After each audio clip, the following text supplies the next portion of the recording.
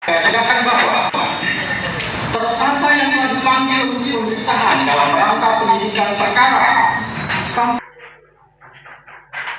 lebih dari 3 kali dan ternyata tidak jelas keberadaannya dapat dicatat di dalam daftar pencarian orang DPO dan dibuatkan surat pencarian orang. Menimbang bahwa selanjutnya berdasarkan peraturan Kepala Kepolisian Negara Indonesia nomor 6 tahun 2019 tentang penyidikan dan pasal 17 ini bahwa tersangka yang terpanggil untuk pemeriksaan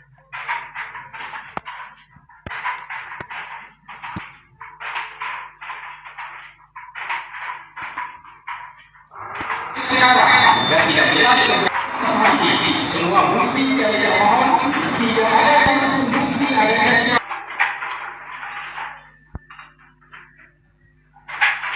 panggilan yang dilayangkan oleh termohon kepada pemohon sehingga pemohon tidak mengetahui dirinya masuk ke dalam daftar pencarian orang DPO. Termohon hanya mendatangi rumah pemohon dan bertanya kepada ibu kandung pemohon yang bernama saudara Kartini yang mengatakan kepada penyidik bahwa Peggy Setiawan tidak ada di rumah dan sedang berada di Bandung tanpa membawa surat panggilan untuk disampaikan kepada pemohon. Menimbang bahwa hakim tidak sependapat dengan dalil dari termohon yang mengatakan tidak perlu pemanggilan terhadap pemohon karena menurut hakim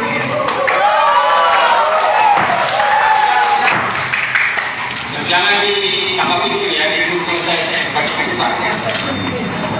saya lanjutkan. Menimbang bahwa hakim tidak sependapat dengan dalil dari termohon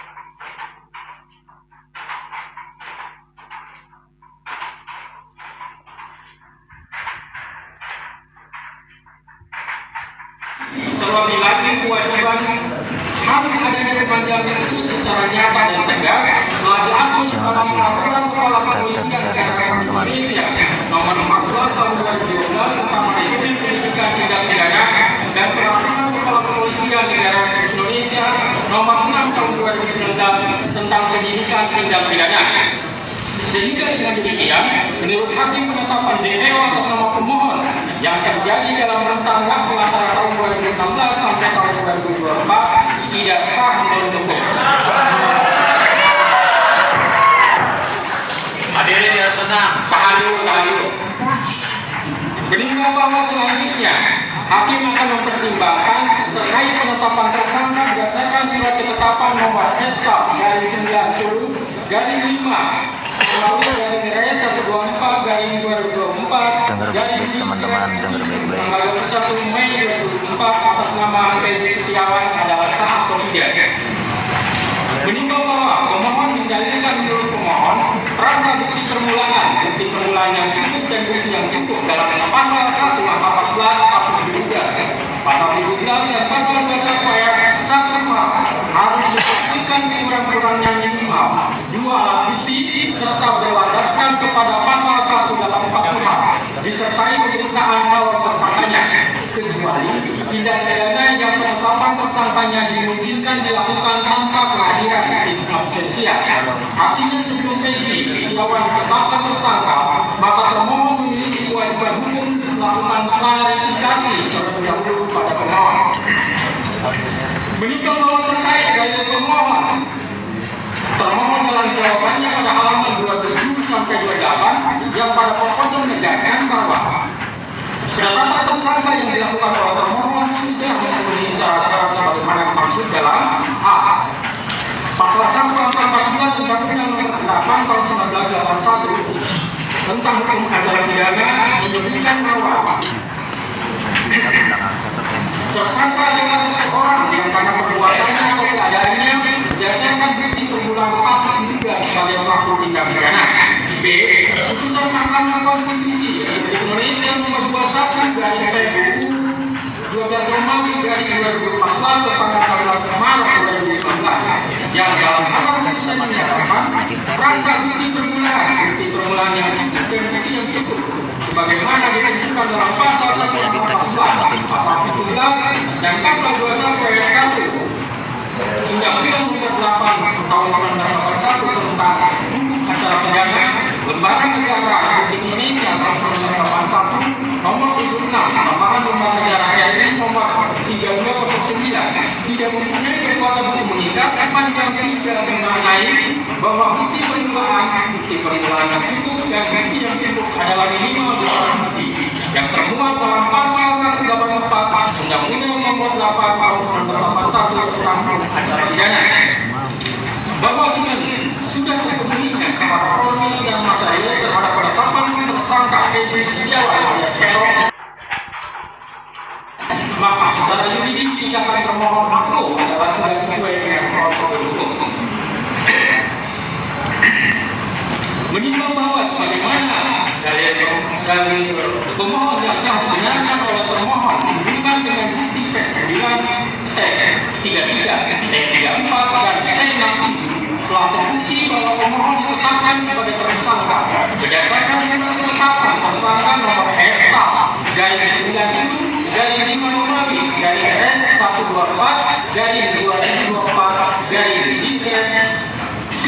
tanggal 21 Mei 2024. Selanjutnya pemohon diperiksa sebagai tersangka sebagaimana berita acara pemeriksaan tersangka Egy Setiawan alias Peron tanggal 22 Mei 2024 dan tanggal 12 Juli 2024. Menimbang bahwa dari bukti T9, bukti T33, T34 dan T63 tersebut telah terbukti pemohon ditetapkan sebagai tersangka pada tanggal 21 Mei 2024 dan baru diperiksa sebagai tersangka besoknya pada tanggal 22 Mei 2024 dan dilanjutkan tanggal 12 Juni 2024.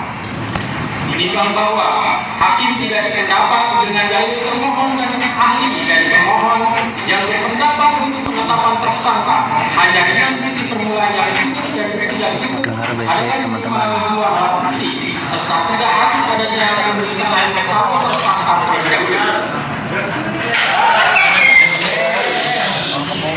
Menurut hakim penetapan tersangka tidak hanya dengan bukti permulaan yang cukup dan bukti yang cukup adalah minimal 2 alat bukti, tetapi juga harus diikuti adanya pemeriksaan calon tersangka terlebih dahulu karena hal tersebut sudah jelas dan tegas termaktub dalam putusan Mahkamah Konstitusi nomor 21/12 tertanggal 16 Maret 2015 telah memberikan syarat tambahan bahwa selain barang bukti harus dilakukan pemeriksaan terhadap calon tersangka terlebih dahulu, di mana dalam pertimbangannya Mahkamah Konstitusi menyebutkan bahwa agar memenuhi asas kepastian hukum yang adil sebagaimana ditetapkan dalam pasal 28B ayat 1 Undang-Undang Dasar 1945 serta memenuhi asas lex serta dan asas lex stricta dalam hukum pidana, maka frasa bukti permulaan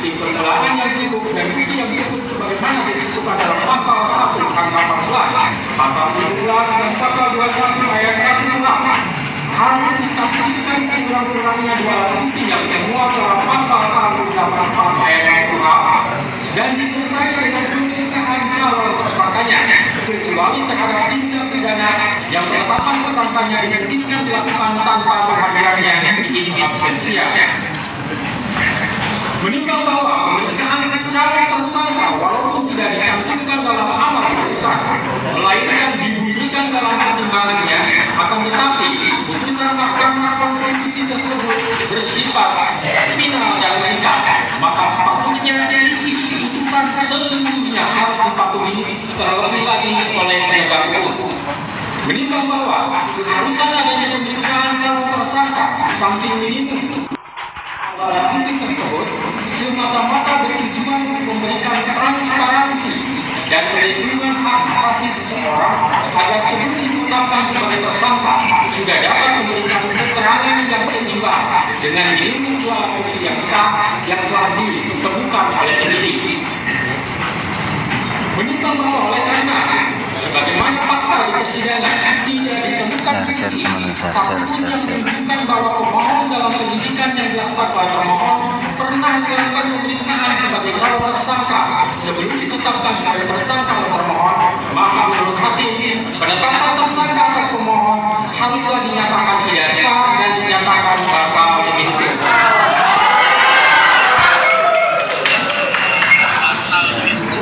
Menimbang bahwa berdasarkan pertimbangan di atas, maka alasan-alasan permohonan telah dinyatakan beralasan mendukung dan patut dikabulkan. Menimbang oleh karena penetapan pemohon sebagai tersangka didasarkan pada penyidikan yang tidak sah, maka seluruh tindakan pemohon terhadap pemohon menjadi tidak sah. Dengan demikian, Bismillahirrahmanirrahim. Bismillahirrahmanirrahim, teman-teman. Perjuangan tidak sia-sia. secara hukum dapat dikabulkan seluruhnya.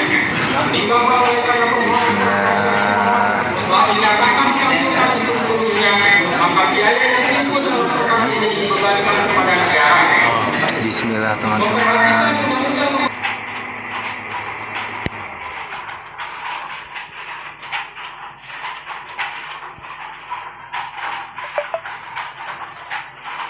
Tapi tetap semangat teman-teman, ya Allah. Mengadili satu, mengabulkan permohonan pra peradilan pemohon untuk seluruhnya. Dua, menyatakan proses penetapan tersangka kepada pemohon berdasarkan surat ketetapan nomor fiskal dari 90 dari 5 Romawi dari S 124 dari Takbir teman-teman, takbir teman-teman.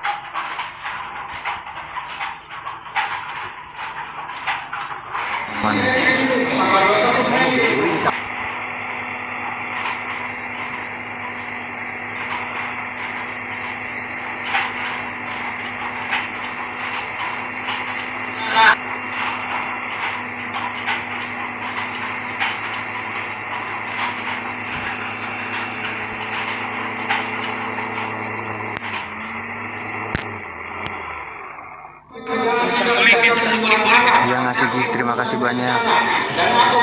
Untuk teman-teman semua, terima kasih banyak.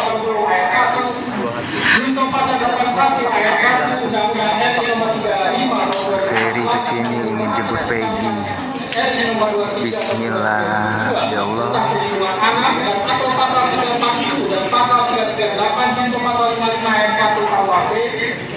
Takbir teman-teman.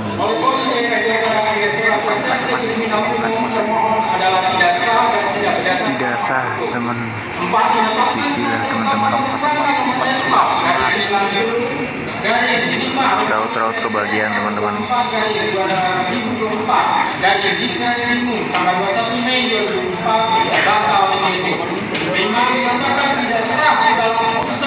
Penetapan yang dikeluarkan dilantik oleh termohon yang berkenaan dengan penetapan tersangka atas diri pemohon oleh termohon.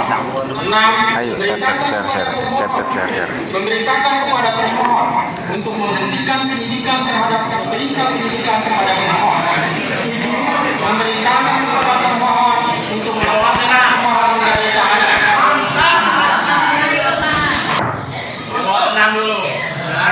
8.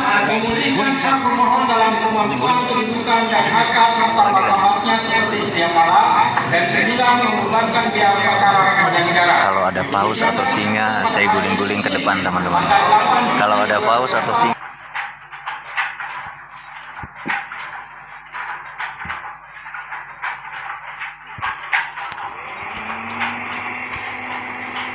singa, saya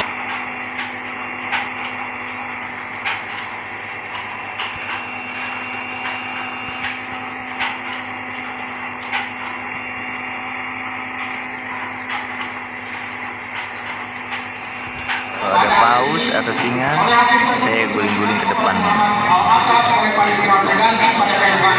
Dengan dialih